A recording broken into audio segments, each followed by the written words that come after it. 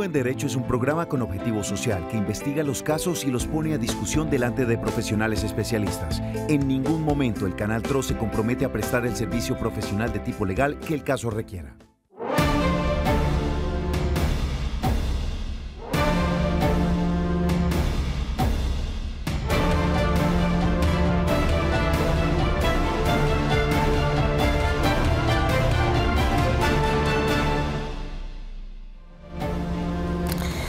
Feliz tarde, bienvenidos a Actúe en Derecho, el programa jurídico del Canal TRO. En esta cuarta temporada iniciamos con mucha más información, con todos esos datos que usted necesita conocer si lo que va a iniciar es un proceso legal. Por eso en esta tarde le damos la bienvenida a nuestra abogada de cabecera, la doctora Marlene Murcia. Doctora, feliz tarde y bienvenida a esta cuarta temporada. Buenas tardes, Paola, buenas tardes para todos nuestros televidentes, cordial saludo. Un placer estar nuevamente aquí en esta que es mi casa, pudiendo pues colaborarles a ustedes con todas las inquietudes que tengan, con todas esas dudas que no han podido resolver. Hoy vamos a tener un programa muy especial, iniciando esta nueva temporada y sean todos muy bienvenidos. Pero entremos en materia, doctora, hablemos específicamente del tema del día. Hoy vamos a hablar acerca de propiedad horizontal y esas dificultades que se pueden presentar con algunos vecinos. Cuando a mí me hablan de propiedad horizontal, doctora, siempre pienso en que es edificios, en que son apartamentos, nunca que las casas, que los antejardines, que todo esto tiene que ver. Claro, sí. Para eso vamos a tener a nuestro especialista, pero cuando hablamos de propiedad horizontal no solamente hablamos de edificios. Hay que tener claro, partemos de ahí, no solamente estamos hablando de edificios cuando hablamos de propiedad horizontal. Pero para que los televidentes tengan claro exactamente qué es propiedad horizontal, cuál es el tema del día que vamos a hablar hoy, aquí está la siguiente nota. La propiedad horizontal es un concepto que hace referencia a las copropiedades como edificios, conjuntos y algunos tipos de urbanizaciones en las que los propietarios comparten las áreas comunes como las vías peatonales, pasillos, ascensores, zonas verdes, lobby, entre otros. La propiedad horizontal se clasifica en edificio o conjunto de uso residencial, edificio o conjunto de uso comercial, edificio o conjunto de uso mixto. Todos los copropietarios de una propiedad horizontal deben compartir los derechos y deberes con el fin de garantizar la seguridad y la convivencia pacífica en los inmuebles sometidos a ella. Bueno, doctora, pero ¿en qué se sustenta esto de propiedad horizontal? Es decir, ¿quién toma la decisión? Esto es a través del Código de Policía, la Constitución Política. ¿Sobre qué se sustenta legalmente este tema de la propiedad horizontal? Bueno, tenemos una ley de propiedad horizontal, es una ley muy pequeña que creo, y nuestro invitado nos aclarará al respecto, que ha sido modificada recientemente. Entonces es la ley la que nos da las condiciones, la que nos da el marco, la que nos dice qué es una propiedad horizontal, que se rige por el reglamento de propiedad horizontal. Es una ley que, como te decía, es una ley muy pequeña, pero está perfectamente delimitado qué es la propiedad horizontal. Esta ley ha sido recientemente reformada y pues nuestro especialista nos dirá exactamente si esta ley continúa vigente, si fue derogada y hay una nueva o si fue modificada la ley anterior. Pero hablando precisamente de nuestro invitado, quiero saludar, y creo que es momento de hacerlo en este momento, al doctor Ramiro Serrano, quien a esta hora se conecta con nosotros y con todos los televidentes de Actúe en Derecho. Doctor Ramiro, abogado, muy buenas tardes.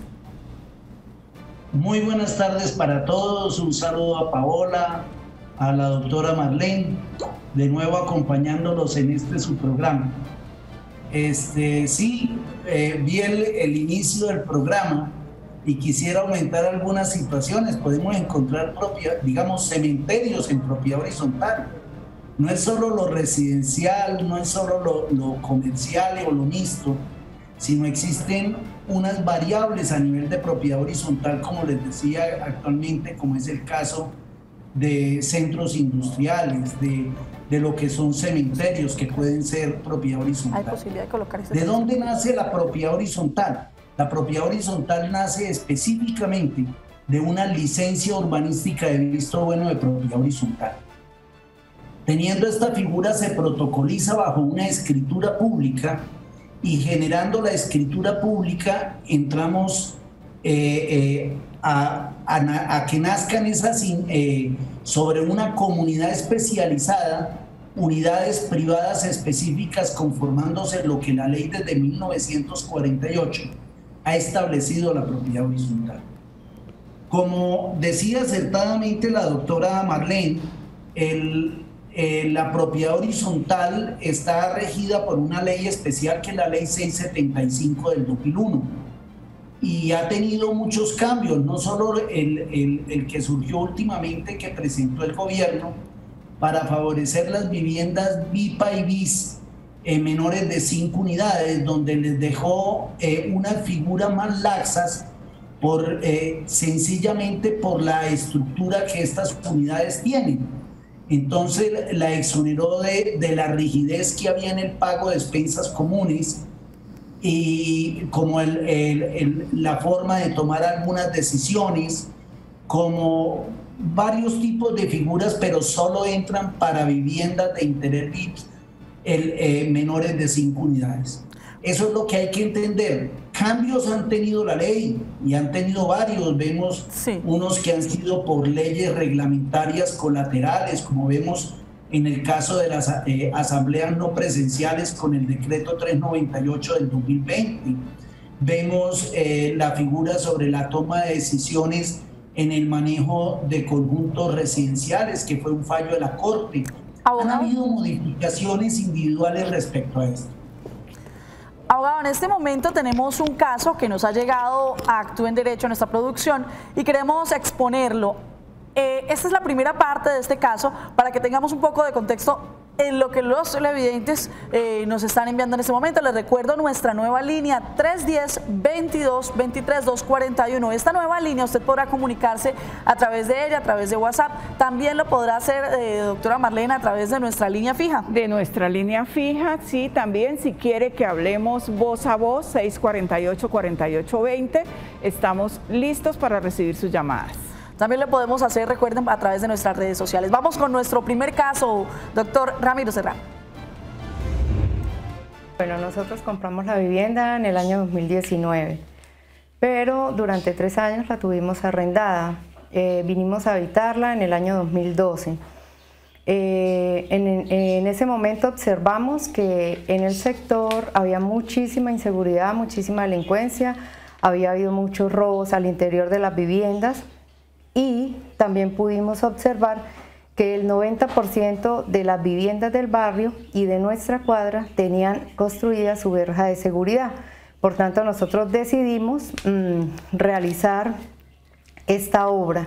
Pasados 6 años, nuestro vecino de la parte derecha nos hizo llegar una queja de la inspección en donde nos requerían para una audiencia a la cual nosotros asistimos, pero el quejoso, que es nuestro vecino de la parte derecha, no asistió. Por tanto, la inspectora de ese momento nos dijo que la audiencia quedaba suspendida, pero que de todas formas nosotros en el transcurso del proceso nosotros teníamos que demoler.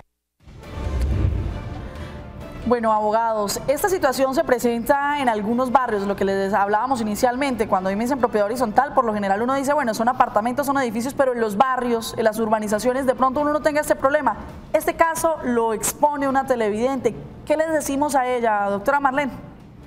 Bueno, como hablábamos, propiedad horizontal no es solamente un edificio, pero no sabría decirte en este caso específico, doctor Ramiro, ¿esto corresponde a un problema de propiedad horizontal o ya se nos va a otro tema?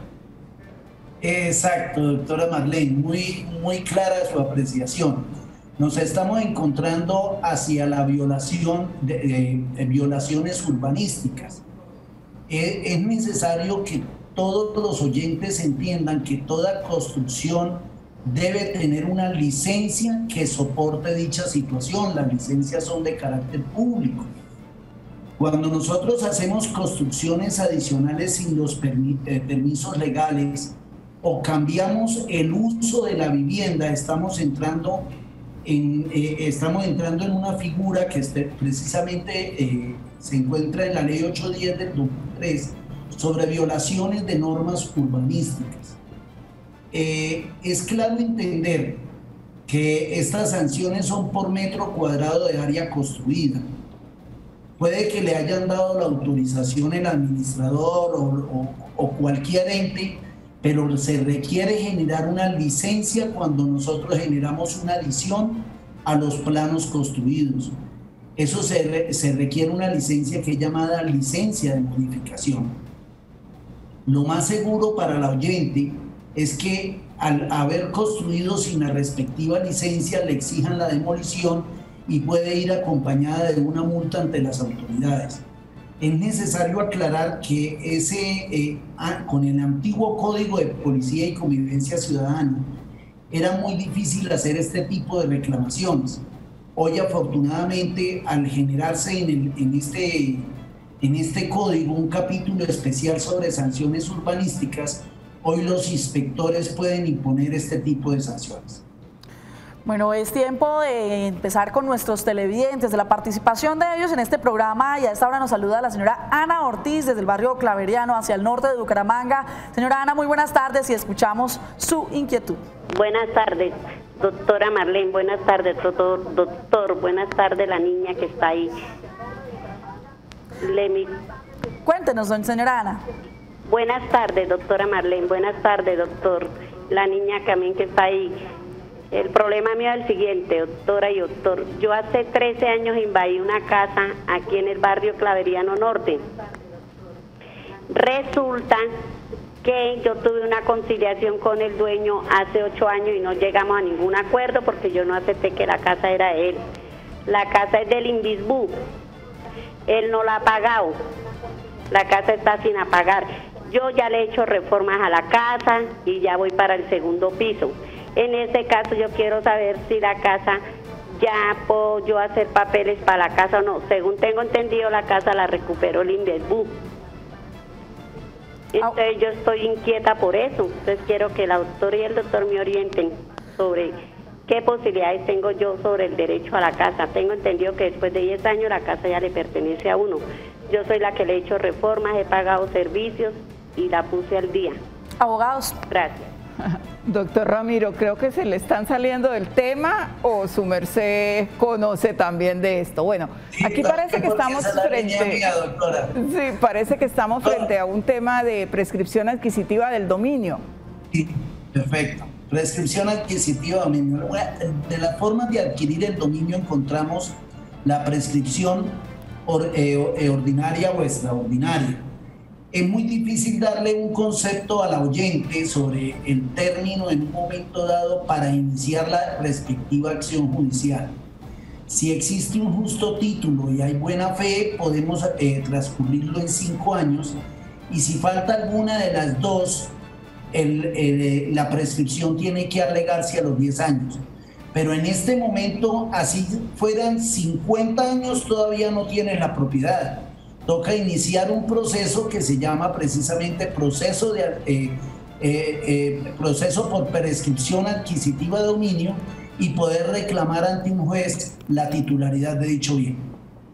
Sí, claro, porque lo que es necesario aclararle a nuestra televidente es que este no es un derecho que se adquiere de manera automática por el solo transcurrir del tiempo.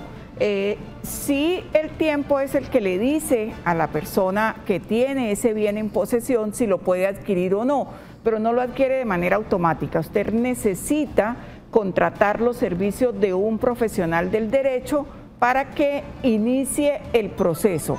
No se puede hacer de otra manera. Usted no adquiere la propiedad de manera automática. Entonces debe consultar un profesional del derecho, quien ya revisando pues todos los documentos, mirando los pagos que usted ha hecho de impuestos, desde cuánto hace que usted está ahí, puede iniciar el proceso, porque le repito, este no es un proceso que usted adquiera la propiedad de manera automática, no, usted tiene que iniciar el proceso ante los jueces de la República y esto es a través de un profesional del derecho.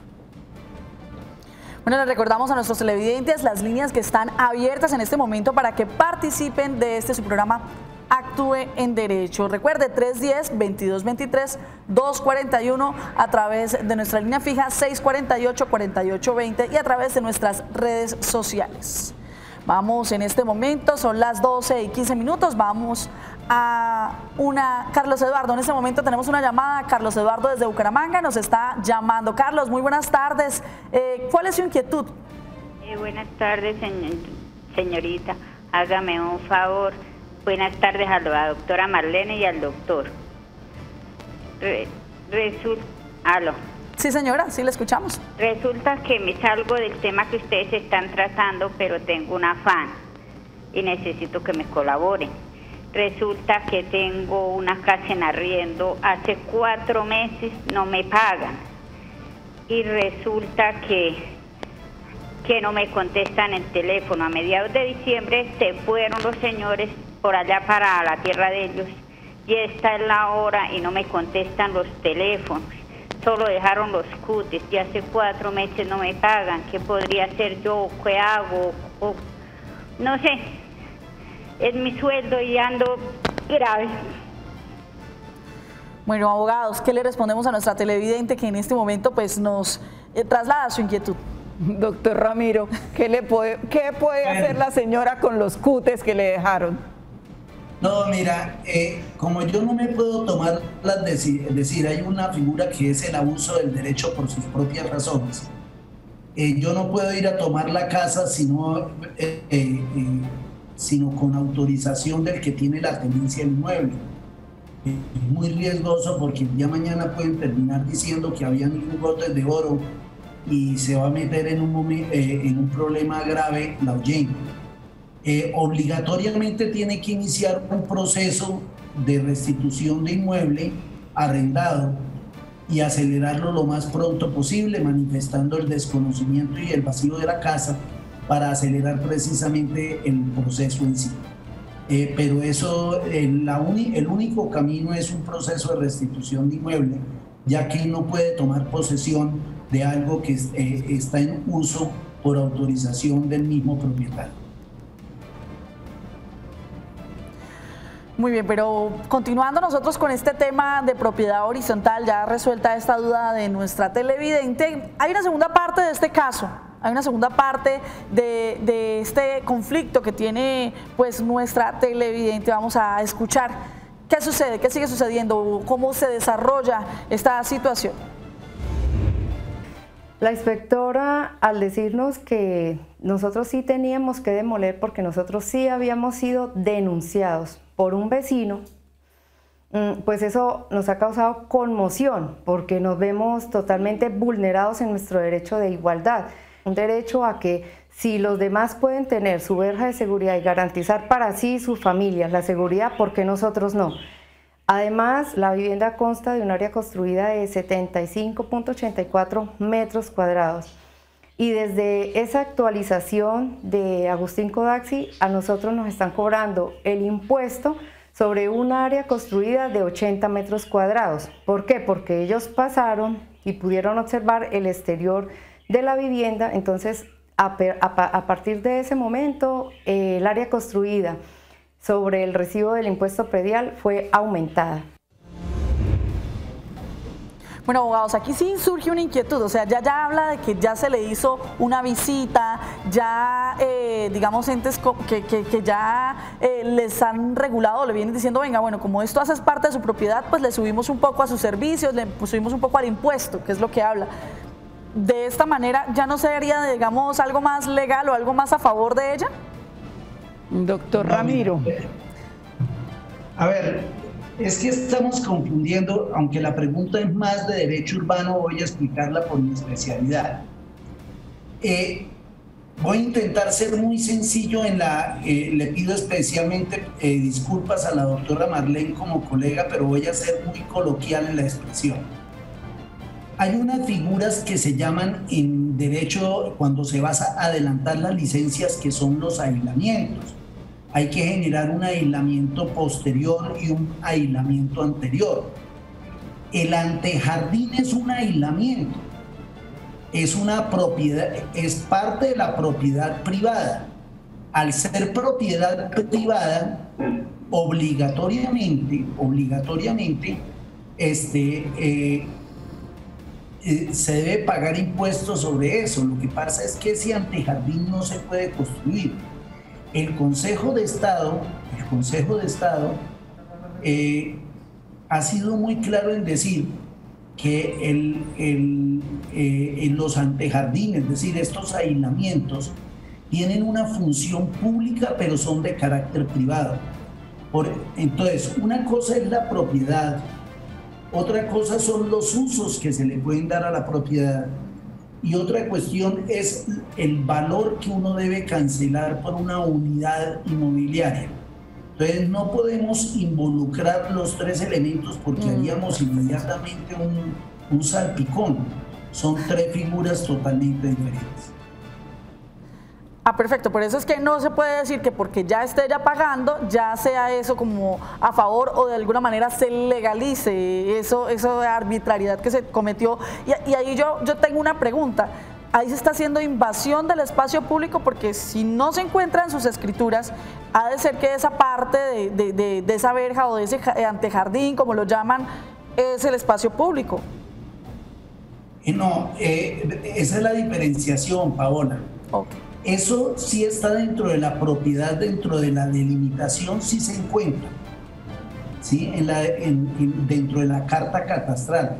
Lo que pasa es que esa área no se debe construir, porque imagínense todo el mundo construyendo desde el área privada, nadie tendría derecho a pasar por las calles. Por eso se genera el paramento, que es, si tú coges una cuadra, cuando salgas ahorita del canal, sí, pasa por cualquier cuadra y te das cuenta que todas las casas, como si tuvieran un hilo, están construidas sobre un borde específico, pero el antejardín, ese es el que no se puede endurecer. Nos exigen ciertas características urbanísticas que no podemos nosotros entrar a manipular. Bueno, continúa la participación de nuestros televidentes a través del 310-2222, 241 y el 648-4820. A esta hora nos saluda Ruth Beltrán desde el barrio Comuneros. Ruth, muy buenas tardes y adelante con su inquietud. ¿Aló? Ruth. ¿Aló? ¿Aló? Buenas tardes, Ruth, te escuchamos.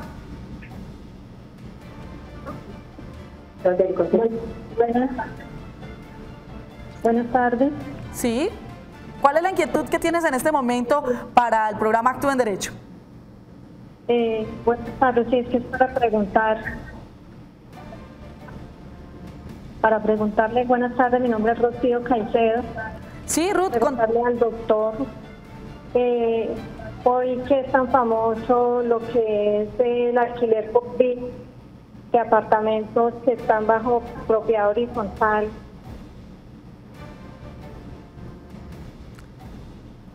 Abogado, ¿escuchó? Doctor Ramiro, ¿escuchó la inquietud? No alcanza a escuchar. Ruth, ¿nos puede repetir nuevamente la inquietud que tiene? Se escuchó algo entrecortado.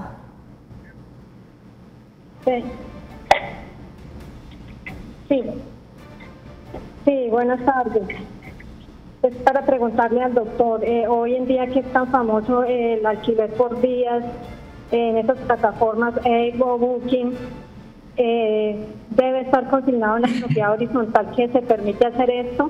¿O el propietario puede alquilar por días sin ninguna limitación? Doctor Ramiro, este tema últimamente ha tenido mucha discusión. Por ejemplo, en el conjunto donde yo vivo, nos han pasado circulares y en fin, porque dicen que esto no está permitido, el alquiler por estas plataformas. Entonces, ¿usted nos puede indicar algo al respecto? ¿Está permitido o no está permitido? Si el apartamento es mío, ¿yo puedo alquilarlo por días o definitivamente no puedo alquilarlo por días? Doctora Raquel, hay unos temas específicos que se han reglamentado, eso se llama arrendamientos turísticos. Arrendamientos turísticos los define la ley como aquellos arrendamientos que se hacen con inferior al término del mes. La última ley que salió le delegó dicho control a la Superintendencia de Industria y Comercio. Establece que para poder hacer arrendamientos turísticos, uno tiene que estar inscrito como tal para realizar la actividad como arrendamientos turísticos en la Cámara de Comercio en el respectivo ministerio. 2. Dentro de la segunda es que en el plan de ordenamiento territorial se permite la actividad para realizar dichas actividades. Y 3. Cuando hablamos de propiedad horizontal, debe venir la aceptabilidad expresa en los reglamentos de propiedad horizontal. ¿Qué sucede cuando se hacen arrendamientos turísticos? El administrador tiene la obligación de denunciar eso ante la Superintendencia de Industria y Comercio con las respectivas pruebas, que pueden ser las mismas bitácoras del edificio. Eso generaría multas a quien realiza la actividad de arrendamiento turístico. Pero si el administrador no lo realiza y alguien llega a denunciar porque el administrador no ha realizado dicha situación, inmediatamente la sanción queda en cabeza del administrador de la propiedad horizontal. Hoy el control lo tiene la Superintendencia de Industria y Comercio, y los arrendamientos turísticos se refiere a aquellos arrendamientos que son inferiores a un mes. Bueno, abogados, pero mi inquietud es la siguiente: si esto se está dando y yo puedo de alguna manera disfrazar, no, es que no lo arrendé a un particular, era a un primo, ¿sí?, que se va a quedar una semana. ¿Hay manera de disfrazar este sistema que se viene dando de arrendamientos por días, por semanas? Usted es muy linda, Paulita. Es que en derecho sucede una cuestión. En derecho las cosas se generan con pruebas. Si no hay pruebas, no hay sanción, ¿no? Si yo logro convencer a la Superintendencia de Industria y Comercio de que los 20 que pasaron en el año por el apartamento todos son hijos míos, pues una machera. Pero si no lo puedo probar, la multa la tenemos. Entonces, por eso digo que eso es, yo tengo la obligación como administrador es de denunciar. Que sea o no sea cierto, eso ya el ente encargado del control es la Superintendencia de Industria y Comercio. Muy bien, vamos en este momento a una pausa comercial. Ya regresamos con mucha más información acerca de propiedad horizontal y todo lo que tiene que ver con vivienda. Ya regresamos. Continuamos en Actúe en Derecho. Recuerde que usted puede participar activamente a través del 310-22-23-241. También a través del 648-4820. Pero en este tiempo vamos a estar manejando algún tipo de información que a usted le puede beneficiar. Revisemos la siguiente cápsula informativa. La tutela fue creada para proteger los derechos fundamentales de las personas, como el derecho a la vida, la salud, la educación, la libertad, el buen nombre, la intimidad y otros. La puede interponer de manera verbal o escrita el mismo afectado u otra persona a su nombre, como por ejemplo cuando la víctima es un niño o un enfermo. Se puede interponer contra una autoridad, llámese el presidente, ministro, gobernador, alcalde u otro funcionario, o contra un particular que preste un servicio público como son las EPS. Además, también la puede interponer cuando causan una afectación colectiva o cuando hay una subordinación o indefensión.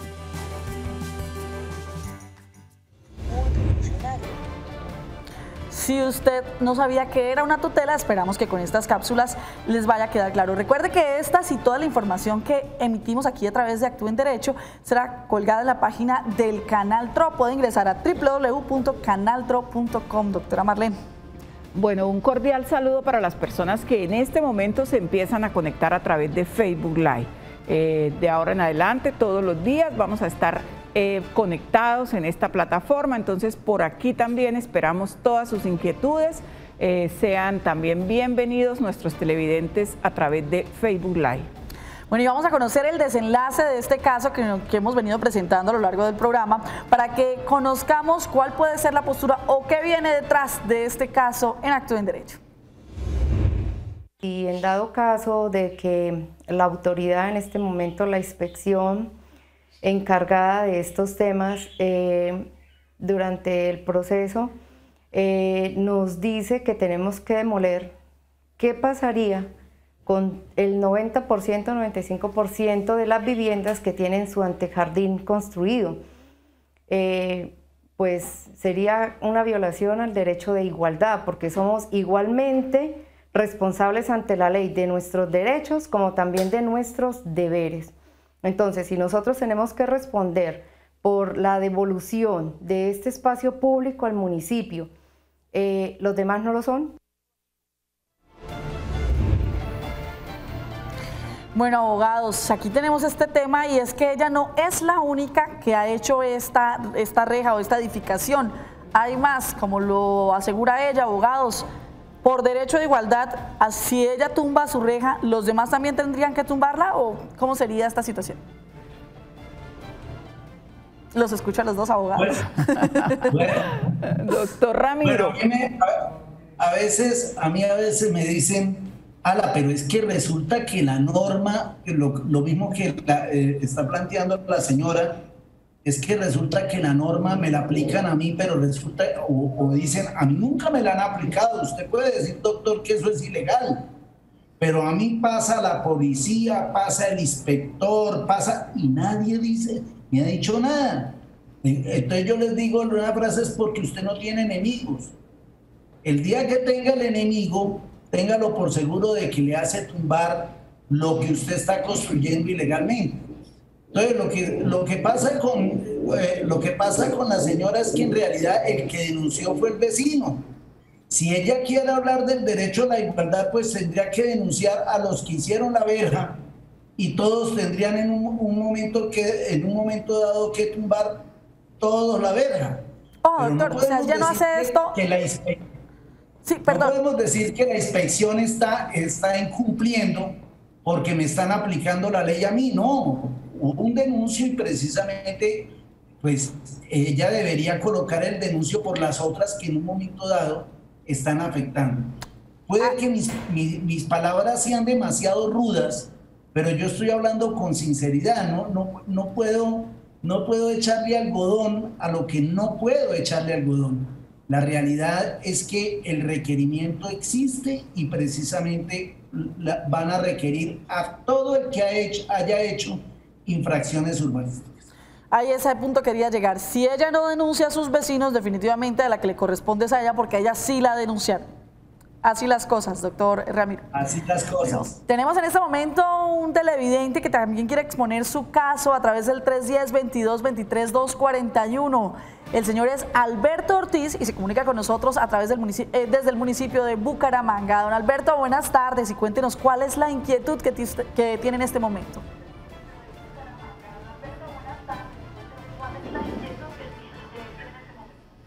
Sí, muy buenas tardes, doctores.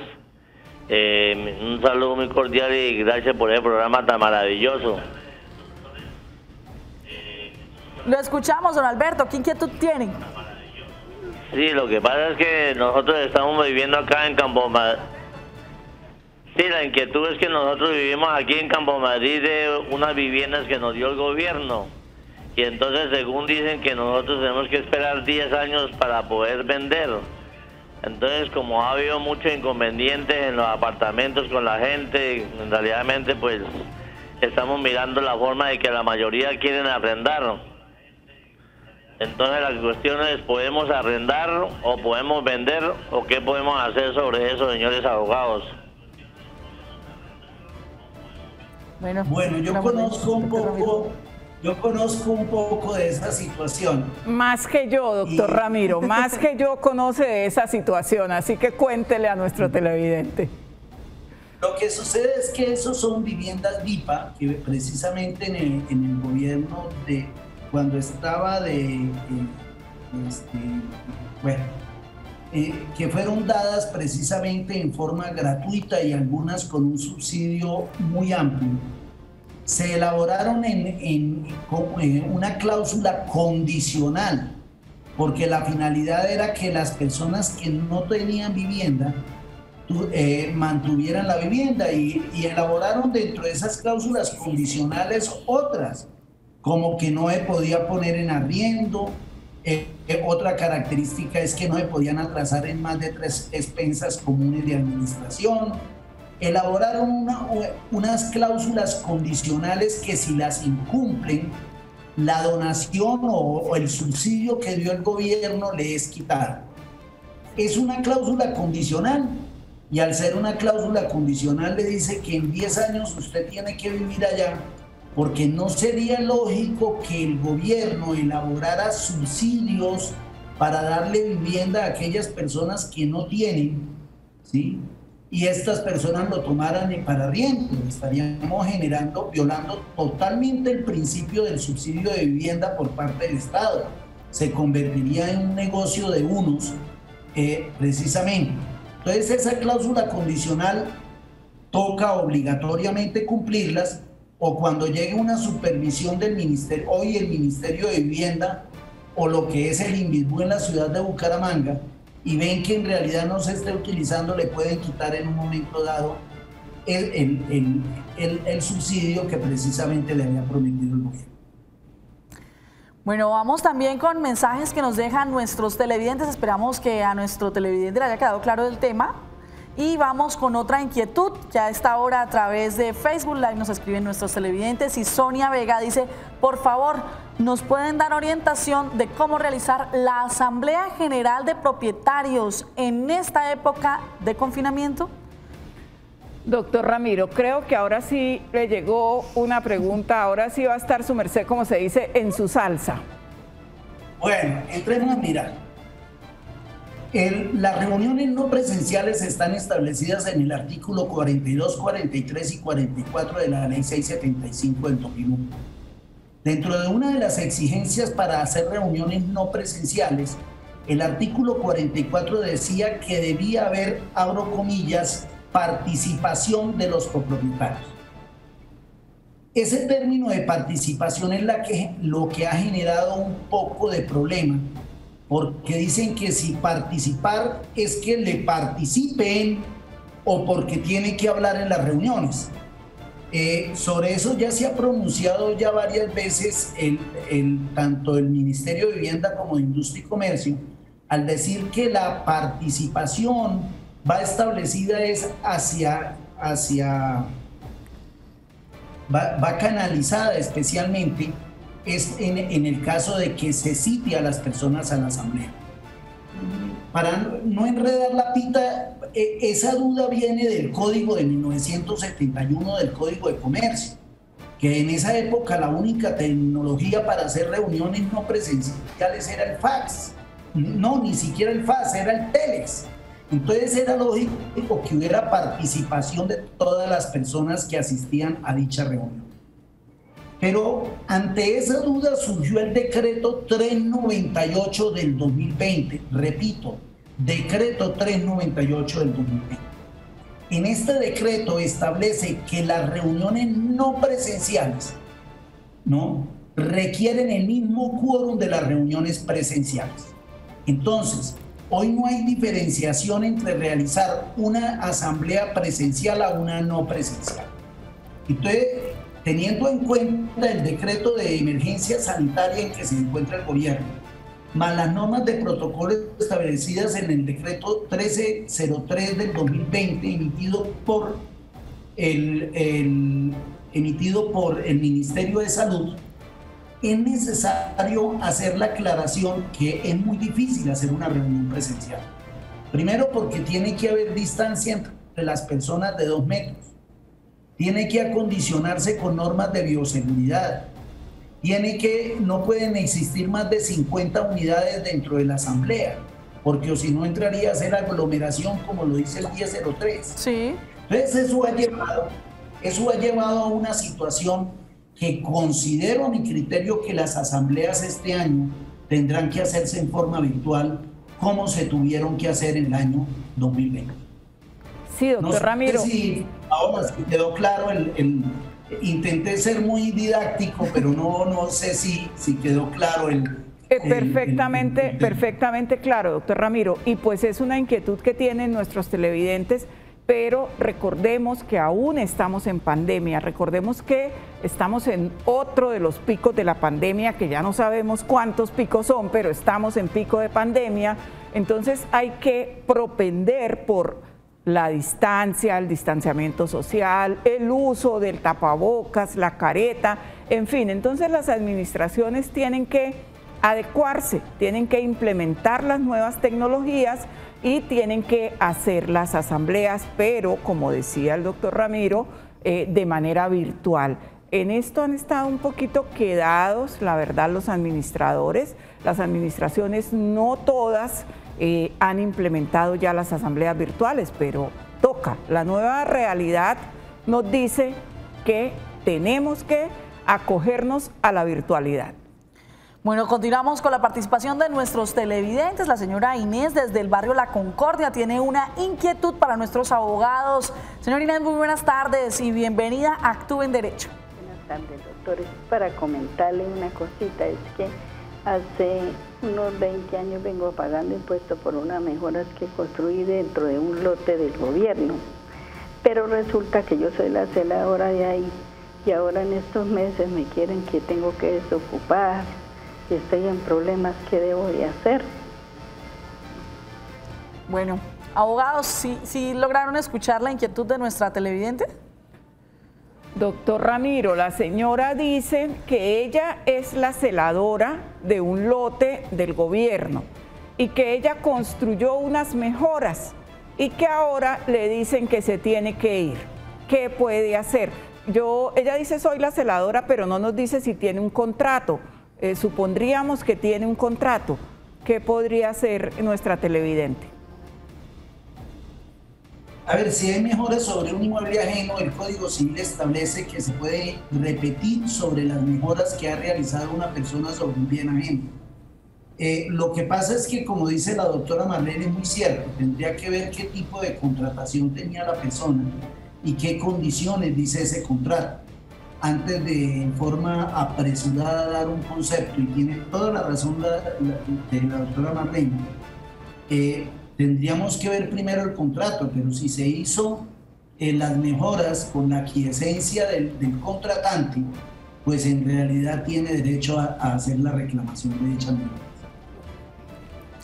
Bueno, esperamos que a nuestros televidentes les esté quedando claro. Recuerde que si usted tiene otras inquietudes, les puede también dejar en el WhatsApp 310-22-23-241. Allí puede dejar toda la información que necesite o a través de nuestras redes sociales. Vamos con otra inquietud que nos dejan a través de Facebook Live ahí en los mensajes y dice: por favor, tuvimos un administrador que se llevó hasta el fondo de imprevistos. Ahora la nueva administración tiene hermetismo en esa información. Queremos conocer si han puesto los denuncios correspondientes. Es nuestro patrimonio.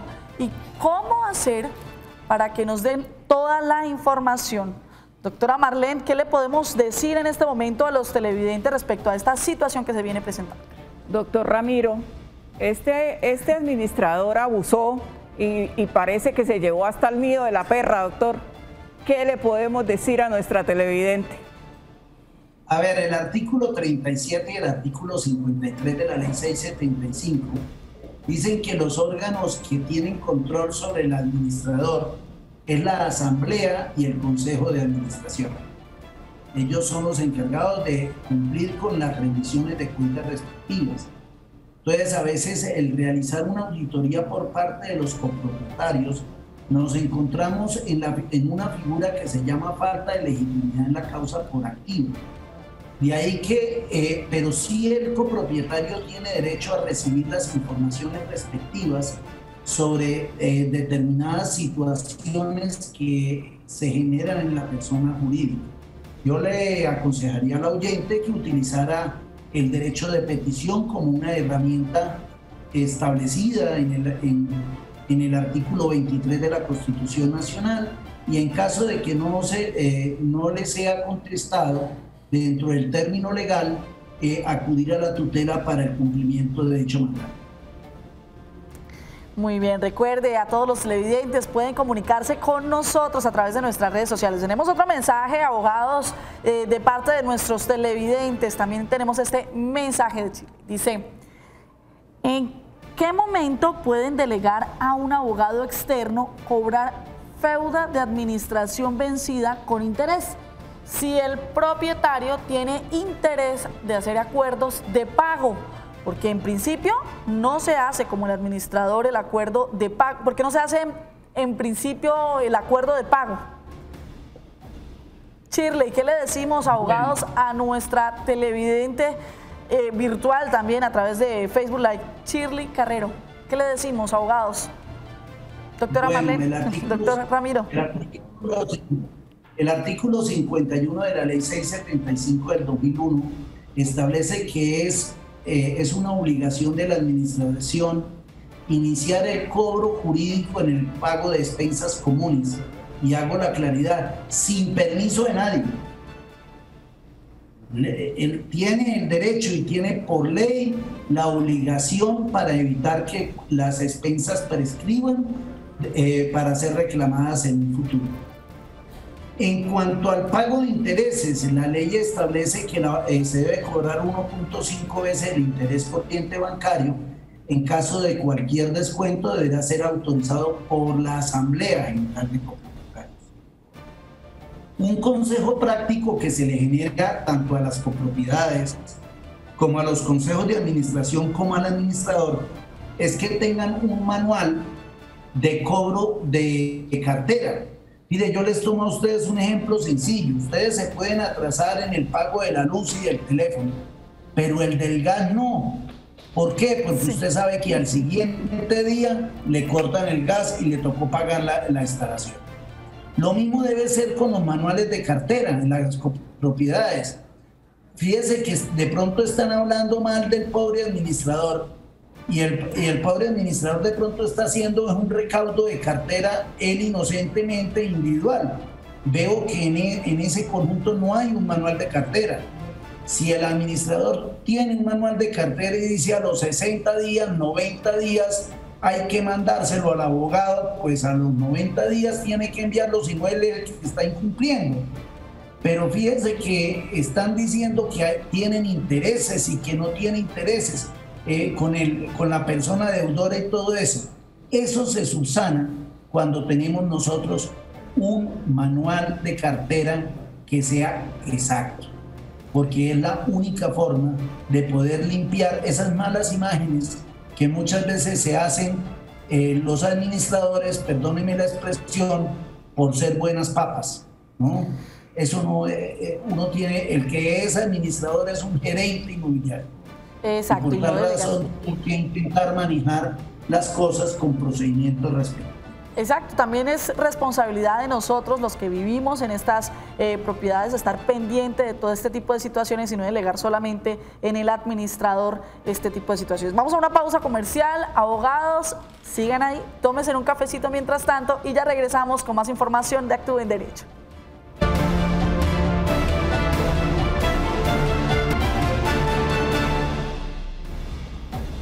¿Desconoce a usted algunos términos legales? ¿Sabe usted qué es una tutela, qué es una acción popular? ¿Qué puede hacer usted para pedir o acceder a un derecho de petición? En Actúe en Derecho se lo contamos. Aunque creemos que el derecho de petición es cosa de abogados, en realidad es todo lo contrario, porque lo usamos todos los días. Por ejemplo, cuando solicitamos información en el banco, cuando pedimos un medicamento en la EPS o cuando presentamos una queja a la universidad. También cuando exigimos la garantía de un producto que compramos en el supermercado. El derecho de petición es una de las herramientas más valiosas que la Constitución Nacional ofrece al ciudadano común y corriente para exigir su derecho a preguntar o presentar solicitudes y a su vez la obligación de estas instituciones y personas a dar respuesta. En cada uno de los capítulos de Actúe en Derecho usted podrá conocer más esta clase de términos. Continuamos con nuestro tema inicial, nuestro tema del día, propiedad horizontal. Vamos con nuestra razón de ser, que son nuestros televidentes que nos escriben a través de nuestras redes sociales. En esta oportunidad, la señora Ofelia Camacho a través de Facebook Live nos escribe, dice: se le ha pedido a la administradora hacer llegar un documento donde se exprese cómo está conformado el Consejo de Administración y sus cargos. No ha querido y manifiesta que para qué la quieren. El Consejo está desde el 2019, ya que no se ha podido hacer asamblea. ¿Es legal que ella no entregue ese documento o está incurriendo en alguna falta?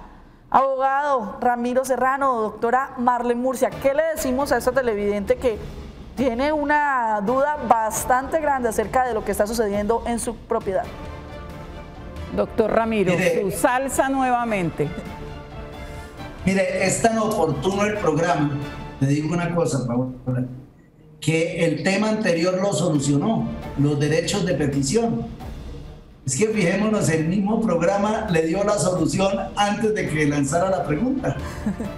La Corte Constitucional ha dicho en forma clara que los administradores de propiedad horizontal, por la función social que tienen, están incluidos dentro del artículo 23 de la Constitución del derecho a la petición.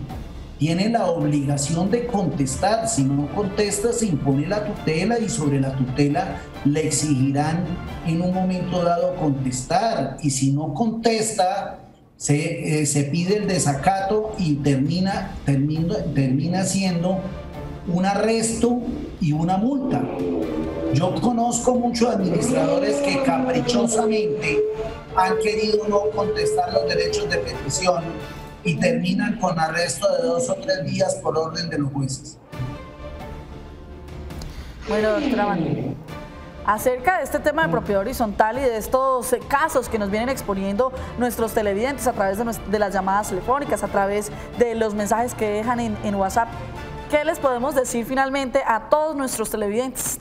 Bueno, que los copropietarios, los propietarios de las unidades tienen derechos y estos deben ser respetados porque los administradores son eso, administradores, y ellos como propietarios están en todo su derecho de pedir información. Abogado Ramiro Serrano, muchísimas gracias por acompañarnos en este primer capítulo de nuestra cuarta temporada. Ahorita yo le aumento algo a la doctora Raquel, tiene derechos y tiene obligaciones. Es que el problema hoy en día es que todo lo alegamos con derechos, pero para uno alegar un derecho primero tiene las obligaciones con la comunidad y siempre prima el interés colectivo sobre el individual. Yo invito más bien a las comunidades a que aprendamos a trabajar en equipos, en odios, con mucha calidad de vida y respetando siempre las normas y respetando siempre al vecino. Yo hago el complemento de la doctora Raquel y hago ese complemento, Paola. Muchísimas gracias, abogado, por acompañarnos en esta tarde. A ustedes también, muchísimas gracias por estar conectados desde las 2 hasta las 3 de la tarde aquí en la pantalla del Canal Tro. Los invitamos a continuar con toda nuestra programación.